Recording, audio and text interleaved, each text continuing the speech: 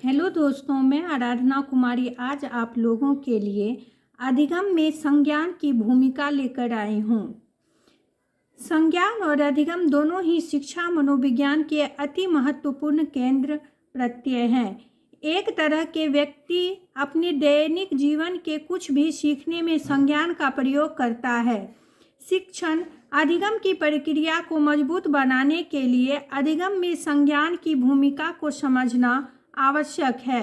अधिगम में संज्ञान की भूमिका को निम्न बिंदुओं से स्पष्ट किया जा सकता है। पहला, बालक की अधिगम प्रक्रिया की सफलता पर उसका विकास निर्भर होता है। व्यापक रूप से अधिगम को व्यवहार में परिवर्तन से व्याख्यायित किया जाता है। इस बात पर मुख्य रूप से ध्यान दिया जाता है कि बालक क्या सीखता है और कैसे सीखता है, अर्थात वह कैसे और क्या ग्रहण करता है, उसकी बुद्धि और विकास कैसे हो रहा है। ये ग्राह्यता, वृद्धि एवं विकास बालक के अंदर से आता है। सभी 8 संज्ञानात्मक प्रक्रियाएं अधिगम में महत्वपूर्ण भूमिकाएं निभाती हैं।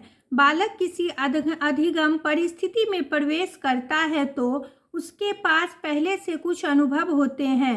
इन अनुभवों और पूर्व बोध ज्ञान का प्रयोग कर बालक को कठिन से कठिन प्रकरण समझाया जा सकता है। दूसरा, किसी भी नई सूचना को ग्रहण करने पर संज्ञान की सहायता से व्यक्ति उस सूचना को प्रयोग में लाने का प्रयास करता है। उदाहरणार्थ, कोई पालतू बिल्ली घर के किसी फर्नीचर से किसी भाग को खरोंचने लगे। अगर फर्नीचर के उस भाग पर कोई अप्रिय द्रव्य छिड़क दिया जाए जिससे बिल्ली पसंद नहीं करती हो, तो बिल्ली जल्दी समझ जाएगी जिस भाग को वह खरोंचना पसंद करती है वहाँ उसे अप्रिय गंध आता है। तब उसकी संज्ञानात्मक प्रक्रिया उसे खरोंचने से रोक देगी। इस प्रकार सुखद अनुभव प्राप्त करने पर बालक की सीखने की आकांक्षा और योग्यताएं दोनों का विकास होता है और अप्रिय अनुभवों से बालक उस कार्य को त्याग देते हैं। तीसरा, अधिगम और संज्ञान सभी के मस्तिष्क में होते हैं, किंतु कभी कभी दोनों को संबद्ध करने के लिए कोचिंग की आवश्यकता होती है।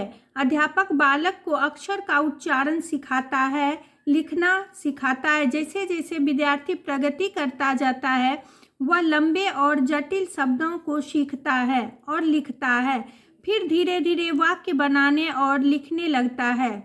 चौथा, कुछ संज्ञानात्मक योग्यताएं अधिगम के परिप्रेक्ष्य में अत्यंत महत्वपूर्ण होती है। G.A. मिलर 1956 के अनुसार क्रियाशील स्मृति सीमित मात्रा में सूचनाओं को थोड़े समय तक सक्रिय रखती है।